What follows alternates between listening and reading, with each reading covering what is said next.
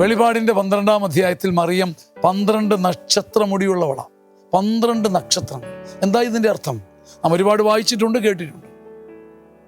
ഭൂമിയിലെ ഏറ്റവും വിലപിടിപ്പുള്ളവൻ്റെയും കോടിയുള്ളവൻ്റെയും കൊടികെട്ടിയവൻ്റെയും ഏറ്റവും ഫേമസ് ആയ മനുഷ്യൻ്റെയും തലയ്ക്ക് മുകളിൽ നേരിട്ടെരിയാൻ ഒറ്റ നക്ഷത്രമേ ഉള്ളൂ. അത് സൂര്യൻ. ലോകം മുഴുവൻ കീഴടക്കിയവൻ്റെ തലയ്ക്ക് മുകളിലും ഒറ്റ നക്ഷത്രം, നേരിട്ടെരിയാൻ ഒറ്റ സൂര്യൻ, ഒരു നക്ഷത്രം. എന്നാൽ ദൈവം ഒരാളെ ഉയർത്തിയാൽ മനുഷ്യൻ നേടുന്ന, മനുഷ്യൻ ആർജിക്കുന്ന മഹിമയുടെ 12 ഇരട്ടി നിന്റെ ശിരസിലേക്ക് ഒഴുക്കുമെന്ന് കൂടിയല്ലേ ഇതിൻ്റെ അർത്ഥം? നീ എന്ന് 12 നക്ഷത്രം മുടിചൂടും? അതോ നീ ഒറ്റ നക്ഷത്ര മഹത്വം കൊണ്ട് ഭൂമിയിൽ തൃപ്തിപ്പെടും?